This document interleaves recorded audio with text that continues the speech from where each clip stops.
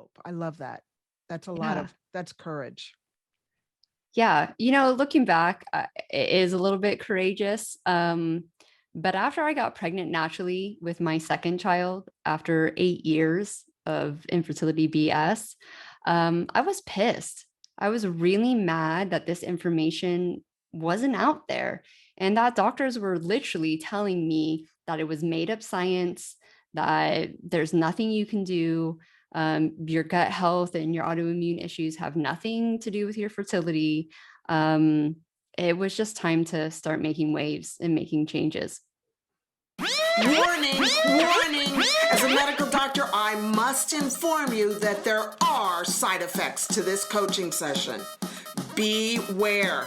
It may enhance your self-esteem, cause you to experience vibrant health, encounter long-term weight loss, heal damaged relationships.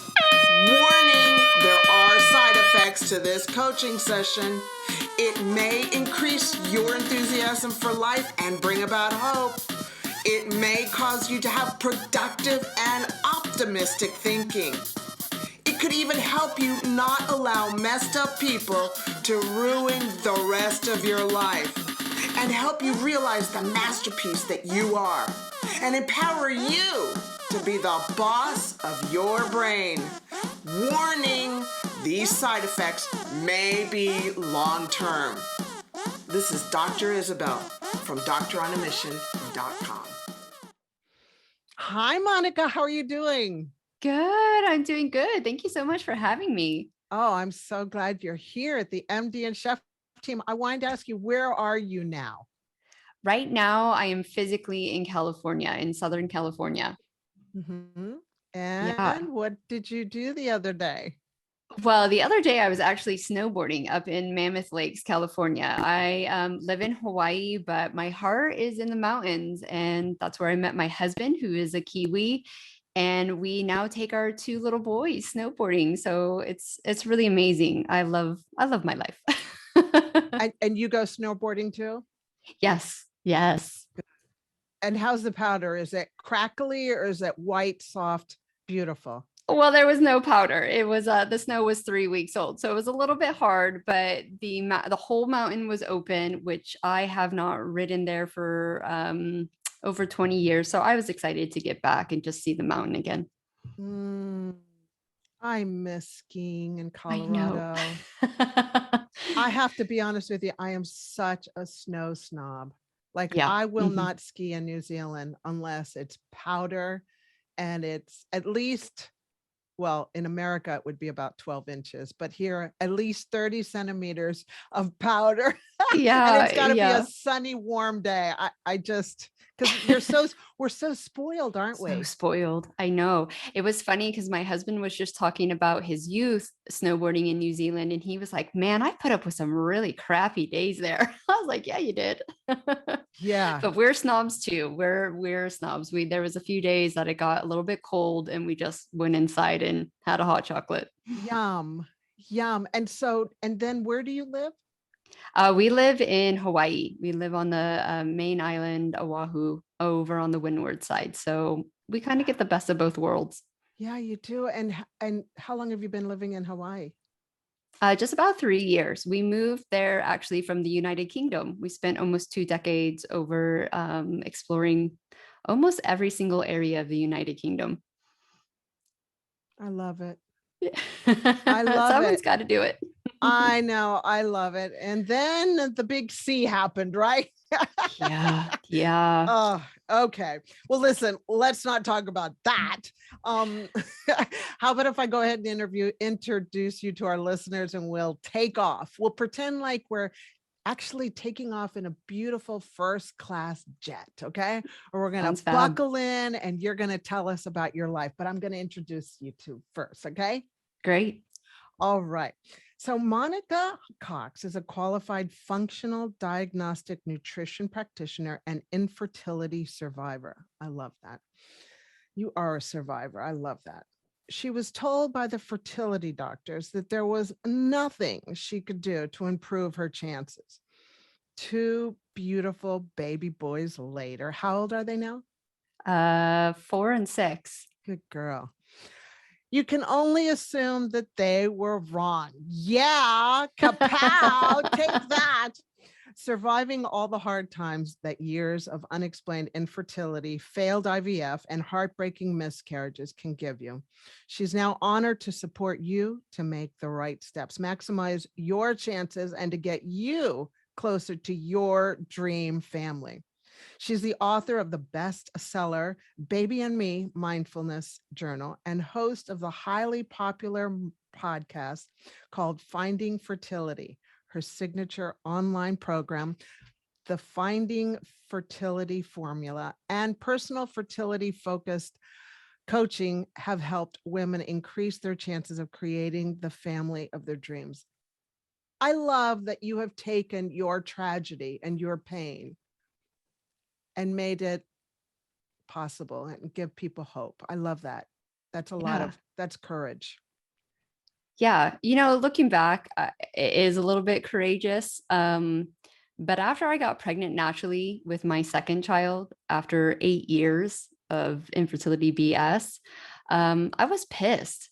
I was really mad that this information wasn't out there and that doctors were literally telling me that it was made up science, that there's nothing you can do. Your gut health and your autoimmune issues have nothing to do with your fertility. It was just time to start making waves and making changes. Can you tell me a little bit about your story? Tell me what happened. Tell us what happened, because we all get hope from people's hard times. Yeah, the inspiration. We see you now. We're like, wow, she made it. Yeah. I was 27 and I was kind of normal. I didn't have any big fertility signs or issues that led me to believe I was going to have fertility issues. And 3 years later, no one can explain anything. We were living in the United Kingdom. They said, just do a round of IVF. So we tried IVF at the age of 30 and it was a shambles. We walked away with no healthy embryos. And the doctors just said, well, your egg quality obviously is poor. And there's nothing you can do about it. Just try another round of IVF. And my husband and I didn't have any knowledge about health and wellness at that stage. I mean, we were fit, we were active. My husband was a fast jet pilot in the Royal Air Force. I was in early education. And, but we just kind of looked at him and we're like, well, are you going to change our drug regime? You can change something about our situation with the medical procedure. And they're like, no, we'll just try it again. I was like, well, that doesn't make sense. Like, why would you do the same thing over? It's not going to produce a different result. And luckily, a friend was on his own health journey and he just said, work with a functional health coach. And we're like, we don't eat McDonald's. We're, not big sugar eaters. Like, okay, yeah, our alcohol is like a little bit too much, but, and he's like, no, you need to change your diet. And so we just started walking down that path and I saw a lot of improvements in my health. Mm-hmm. I basically went paleo and I worked on my mental and emotional issues that I didn't know I had. And I still wasn't getting pregnant. And so we went back and did another round of IVF. And this time we got 5 healthy embryos. So we were incredibly excited that worked. And we specifically went to this clinic because I had got wind of autoimmune issues. And we asked for the testing before the round of IVF. And they said, no, we don't recommend it. You're not having reoccurring miscarriages. Don't do the testing. Just see how the next round of IVF goes. And even though we had amazing looking embryos, it failed. I didn't even make it to day 28. And so I demanded the testing. And to my surprise, even after a year of healthy eating, you could not lay one symptom down on me. I had high natural killer cells still. So I can't even imagine. What's a high natural killer cell for the audience? Yeah. So it's your immune system. Basically, everyone has natural killer cells. They help fight off disease, and they're only supposed to be elevated when there's something foreign in your body. When you have leaky gut, foreign agents are getting into your bloodstream and your immune system is like attack, attack, attack. And for me, a lot of people get thyroid issues or have like some kind of like diagnosed autoimmune issue. Like it was really silent, other than, you know, the classic symptoms of IBS and bloating and things like that. So my natural killer cells were so high, they weren't even letting an embryo attach. And then on the other side, my inflammation was so bad, I had low A quality because of that. How did you know that you were inflamed? What markers did you use? Like functional testing wise, the clinic has this test called the Chicago test. And it's a pretty thorough kind of blood autoimmune test. And one of the markers is high natural killers, or the killer cells. Nothing, I don't think anything else showed up on that report. But it's kind of the standard now for fertility.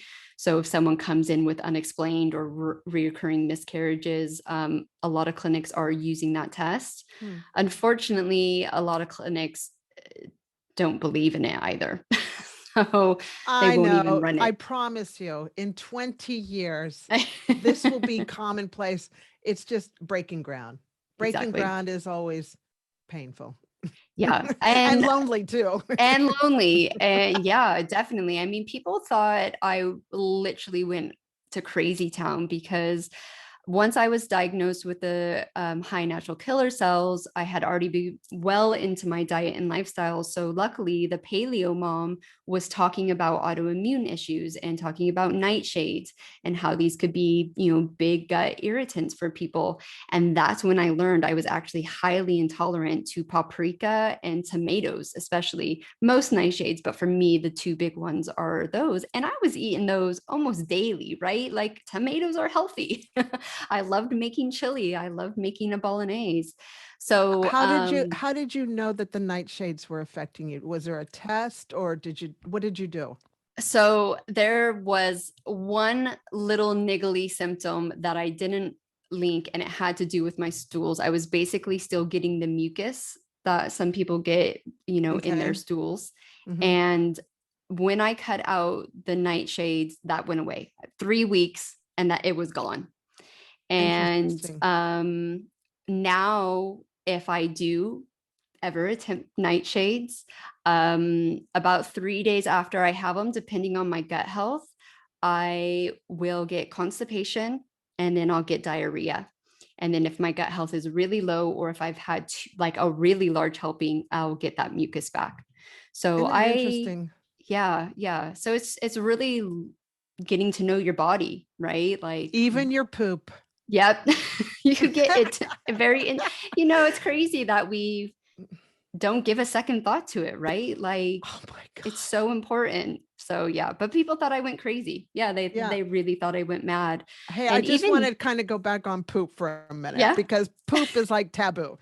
Just like anxiety and depression and Alzheimer's and all this stuff. But poop is so important. Yeah. I mean, it's how your body is detoxifying, you know, and if we're not pooping right and making sure that we're pooping right, then that's like the inner doctor saying, hello, can you see me? I'm not well, or I'm doing great. So exactly, a good poop is important. It is. And every you day. know what? The fertility doctors need to be focusing on poop way more than what's going down in your lady bits. And that's why they failed to properly diagnose me, because they were completely looking in the wrong place. And even after I got the diagnosis, it was just, here's immune suppressing drugs. You know, so to suppress the killer, the T killer, the killer cell. Yes. Yeah. And that's a bit controversial. And I would agree with doctors on that. They don't want to use that medication because it's steroids, it's interlipids, it's Clexane. And they're like, there's no studies. There's like nothing to say that this is a good thing for your future child. And I would say not only that, but if you're not doing anything towards your diet and your lifestyle to help even combat these issues, you know, the epigenetic studies are very clear that SHIT can hit the fan, not Right. only for you, but for your future children. Yeah. So yeah. So how did you press on? How did you press on? Like when did you start getting hope? Well, I suppose when we started making the diet and lifestyle changes, I noticed things like my brain fog, my gut, like my skin, my sleep, like things were improving. So focusing on that, then with the healthy embryos, that gave me hope. We went back after the failed second IVF and did a frozen embryo transfer with the immune suppressing drugs. And I got pregnant for the first time.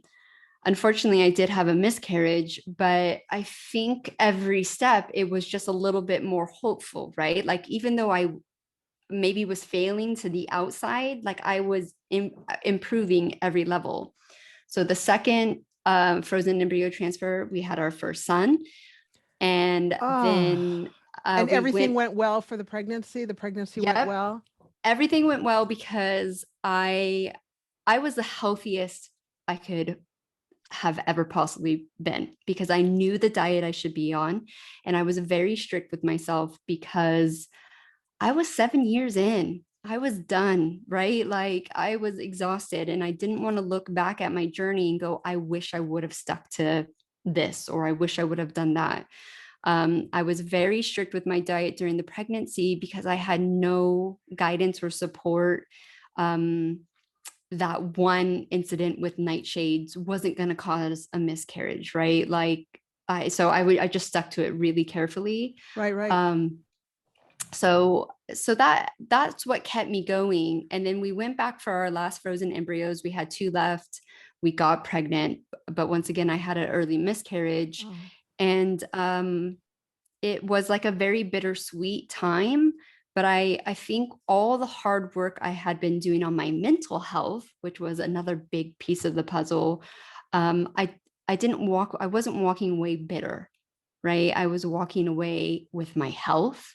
I was walking away as a better mother than I would have ever been at the age of 27. And I had a beautiful baby.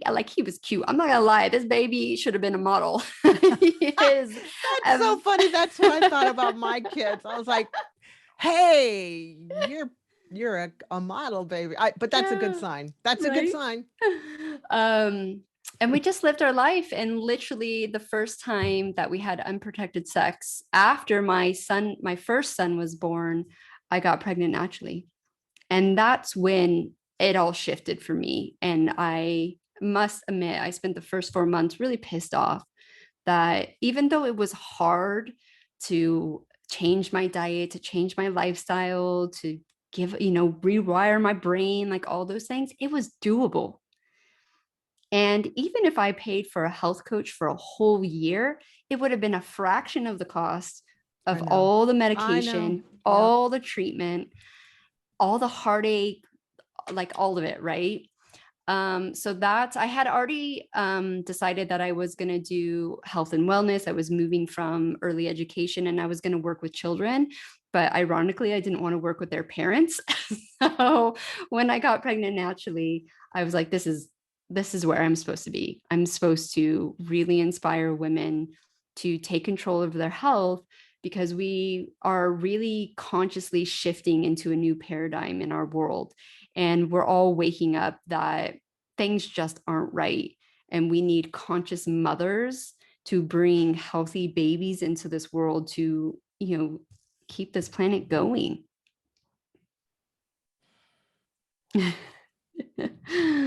So yeah, it's a big mission, but I'm up for it. No, it's a beautiful, we need that. I need you to be like that, for women.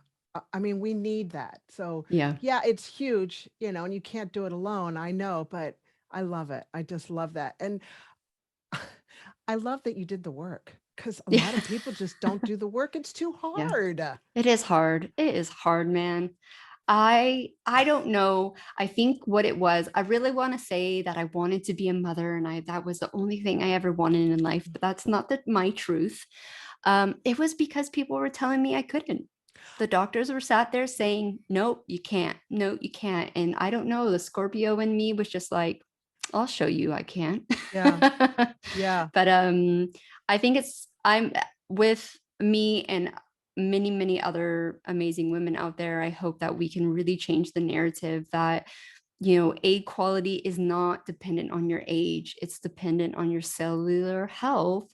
And you're the train driver in that, and you get to decide how your cells act and how your genes express. It's not set in stone. And growing up in the 80s,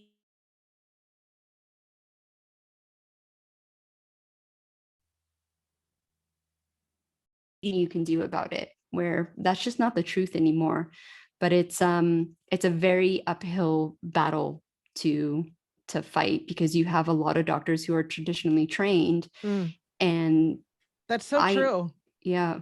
And you said why you're being pissed off. I get that. I'm in the system as a medical doctor, and I get upset that there's not more of this. But just because I have mercy on my colleagues, we're not taught this stuff. Yes.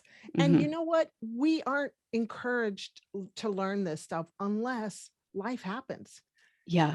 And it's really only when life happens and you're like, I'm not going to stay here for the rest of my life. This is not going to be my story. That's when you see change. And there's a lot of medical doctors out there that have said, that have had mold toxicity, brain issues, anxiety and depression. Like, there's, you just like, okay, the way the treatment is right now is not working. I'm going to figure this out, because I know in my soul, in my spirit, that this is not the way. And that's what you did. And you're like a dog on a bone. I'm like, I am not letting go of this until I figure it out. And now you got 2 beautiful kids. Yeah. Yeah. And I'm a healthy mom. I mean, that is like, I just feel so grateful for, is like my infertility really just gave me my life back. I honestly believe if I didn't face those challenges, I would be on thyroid medication. It would eventually really have started attacking my own body. And sometimes when you go really far, it's hard to come back, or you do have to use medication. And I'm just grateful that I didn't get there, and I would go through infertility again if I had to. It's like you say, life happens, and you get to decide what you do with it. And I applaud you for what you did with it. Hey, I wanted to ask you, my pleasure. I wanted to ask you, what we always love to give action steps, just 3 simple action steps, because us women, we put way too much on our list to do. So just 3 action steps for our listeners that they can implement right away to win. To win. My biggest thing is find your food intolerances. Stop messing around with these diets and just focus in, listen to your body, what works for you and what doesn't. The second would start relaxing. Like, this whole type A woman BS just needs to stop. Like, put your feet up and relax a little. And I have to take this advice all the time from myself. Me too. Right. And the third thing is focus on your sleep. We, especially mothers, we tend to put our kids to sleep and then work another 4 hours, whether it's in the house or on our businesses. And just make that a priority. I feel like it's one of the most underrated things you can do. And it's free, right? Like, we spend all this money on all these like holistic things, red light therapy and all these things. It's like, just sleep. Yeah. So those would be my top 3. Right. And so just to recap, so the number 1 is find your food intolerances. How do you do that? Well, you can just do the elimination diet, and it sometimes is a long road. But now there's some great information and great ways to follow, especially if you have an autoimmune disease, or if you are dealing with some unexplained symptoms. Going autoimmune paleo for 14 to 30 days and reintroducing, and then just high quality food sensitivity tests can help you out there too, if you just don't want to mess around with that. Good, good. So the first is find your food intolerances. The second is manage stress, ladies. Manage stress, okay? Learn to take a break. Yes. And then the third is remember to get your sleep. Yeah, It's so important. it is. Monica, thank you so much. You're so great. I love the warrior in you. Oh, thank you so much for having me on. Your pink background has like given me this glow. Well, the pink background is actually a piece of material I found in the store, the fabric store here in New Zealand. I was like, I want that. I mean, I love sunflowers, and I saw material that was sunflowers, but that's way too crazy for a doctor. So I just did the pink because I love pink. It's before we go, where can people find you and get more of you? Yeah, so I'm at Finding Fertility. Everything is Finding Fertility on Instagram. I love TikTok, so I'm on there a lot. And my website is findingfertility.co. And that will all be in the show notes for everybody. Great. Great. So when do you head back to Hawaii? Wednesday, so in a few days. Great. Yeah. All right. Hey, thank you so much. You've been a blessing, and you're going to help so many women. I see you helping millions of women. Oh, thank you. Beautiful children that are healthy. Yes. The mom's going to be healthy, and you're going to give them hope, and show them the way through this crazy system that we have right now that's getting repaired slowly, but it's going to take time, and we don't really have that time. No. And you're just writing a new definition for women's health, which definitely needs to be put into place. Yeah. Well, thank you so much for having me on. My pleasure. And everybody out there, listeners, I see you. I want to thank you for joining us at the MD and Chef team. I'm your host, Dr. Isabel, and I thank you for being with me and Monica today. Have a wonderful day. And remember, stay unstoppable. I'll talk to you later. Mwah! Bye for now.